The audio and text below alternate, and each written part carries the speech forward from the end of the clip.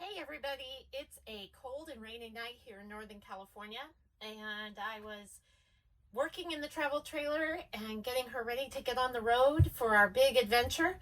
And I was thinking, as I was putting things away, I've been sorting through things, trying to figure out what to keep, what to not keep.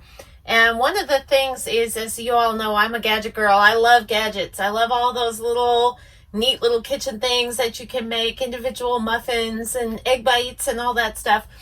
And I was going through all that trying to decide, okay, I've got so much stuff in the trailer, and I took a lot out, and I even took out a couple of gadgets, shockingly, and put those in the yard sale and things like that. But one of the things that I have never seen on a video, there's probably out there, but I've never seen on the what things you must have in your travel trailer videos, is one thing that I use all the time, and that's a bread maker. Now, I could make bread by hand, I could knead it, I could do all that, let it rise, blah, blah, blah, blah, blah, put it in the propane oven and cook it, or like I have electric convection countertop oven instead. I could also do it in this, and I do sometimes for different types of bread. I do it in here sometimes. I do cook it in there. But one of the things I love about this is I don't use any propane because, of course, it's electric. It's on a timer. So like the old infomercial said, you can set it and forget it, which is fun. You can make all sorts of things from sweet bread, like raisin nut bread, which is what I'm going to make tonight, to sourdough bread, all sorts of different things. And one of the things that I love about this also is that, like, during the pandemic, we were running out of things. You just couldn't find stuff. And when you're boondocking, it's hard in a small travel trailer like Cassie to store bread where it's not going to go bad and things like that. So it's great that I always have on hand a bunch of yeast and, all the materials, basically all the ingredients that I would need to make fresh bread every day if I wanted to. Now, I don't do that every day, of course, but I do it quite often. And what I found recently, too, is because, again, during the pandemic, I went to get some more bread machine yeast like these that once it's opened, I keep it in the fridge, so keep it nice and cool. And it lasts long enough. I go through these pretty quick.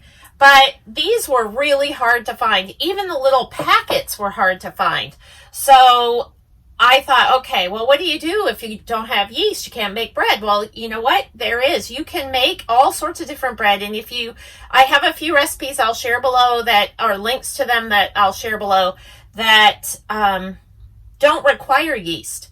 And they're usually 4-5 ingredients, maybe.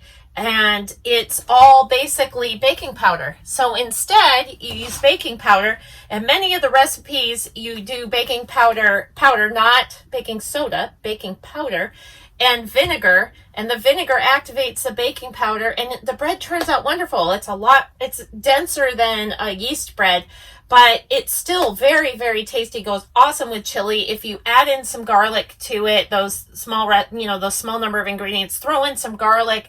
I also have all sorts of seasonings down here that I use for different things. And you can take these, put a couple, I usually, to taste, of course, a couple of tablespoons of a different seasoning into the mixer. And when it's mixing and stuff, and it gives you flavored bread. And I have all sorts of different kinds down here. So I can try all sorts of different ones and flavor it. Or I can make the bread and then take butter. And like the night before, I can add the seasoning to the butter, put it in the refrigerator, let it set for a day or two, and then you have flavored butter, and you can put that onto the bread, which is great. So lots of different options for you. And the nice thing about these is this is an Oster. I've had it about, 15 years, 10, 15 years, something like that. Pretty long time. I've made an awful lot of bread with this. And you can find these in the store, like I think on Amazon, they're like $60. But a lot of times you will find these still new in the box in thrift stores, yard sales, things like that, especially after Christmas when people get a lot of gifts and stuff like this and they're not going to use it. They'll gift it they'll either re-gift it or they donate them sometimes, and you can get them for not a lot of money. Mine's an older one, so it doesn't have all the fancy settings and things like that, but it works awesome, and it's just been a great machine to have. So love my Oster. And again, you can put everything in there and just set it and forget it. And then my friend Fran, I was looking for different recipes online, and I was at her house. This was like last year, actually. And she turned me on to the Bread Machine Cookbooks, and there's like six of them or 7 of them. And they're a little bit older book. Let's see, copyright date. Let's see if I can find that. Sure, I probably can't. Oh, 1992. Okay, so these are, 30 years old, essentially. But they have some of the most awesome recipes in them. And we got these on Thrift Books, and I'll put that link down below. We just got them online, and they were like $4 or $5 each. And of course, I bought them all because they're awesome. And I love to try different recipes out of these. Now, yeah, I could go on the internet and look, but I have done these from some of the ones Fran gave me. I took pictures of the pages with my phone, and I tried them, and they were awesome, so I decided to get the books. So these are great because if I want to make something, I can always pop one of these out, look through it, see something that we haven't tried before, and bake it up and let it go. And I can also do dough in this, so if I want to do dough, I can have it, knead and mix the dough, knead, mix the dough, do all that stuff. And then I do have some smaller, like, bread pans that I can take the dough out, break it up, put them in these, cover it, let it rise, put it in my convection countertop electric oven, and cook them in little individual breads, which is kind of fun. Or I can take the dough out and I can put it into a baking dish and actually let it rise, put it in there if I'm doing a yeast bread. And tonight, again, like I said, I'm going to do a cinnamon raisin nut bread. And a lot of the recipes will call for like water or milk or buttermilk. And if you're boondocking and things like that, and you don't have a lot of, room for like milk and stuff like that, what I found these, I think I got these at Walmart. Growing up, we had a lot of powdered milk and I always hated it, but cooking with it hasn't been so bad.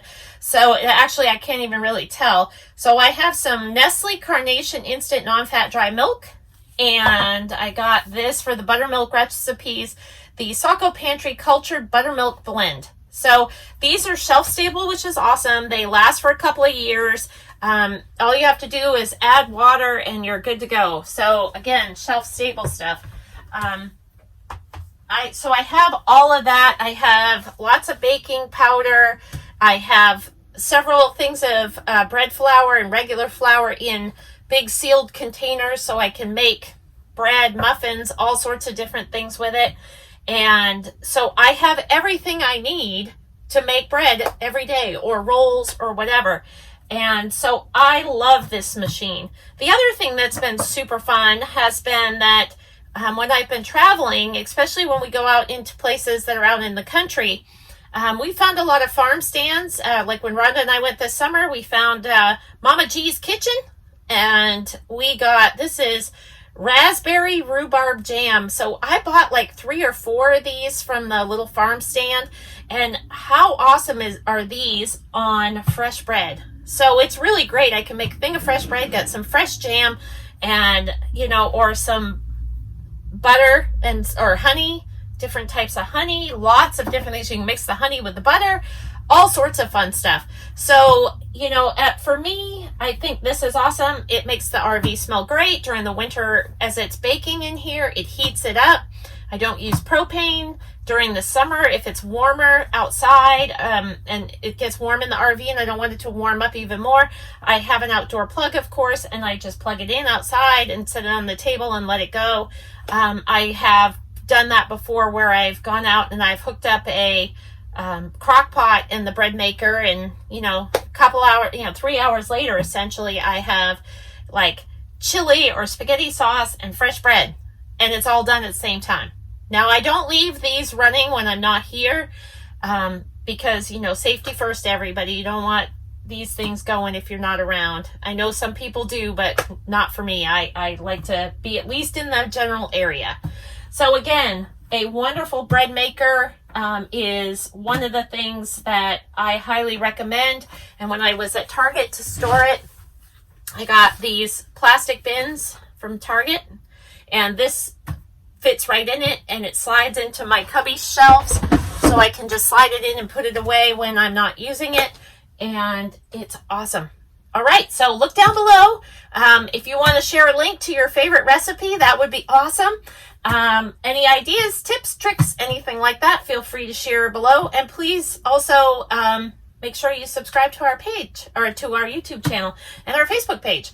So lots of fun. I've already set up all of the stuff for the cinnamon raisin nut bread that I'm going to make, so it's already in here. So I'm just going to hit the button here, and in 3 hours this is going to be ready to rumble, and it'll be awesome for breakfast tomorrow for the girls and I. Okay, everybody, look for a bread maker. Totally awesome and totally worth the investment.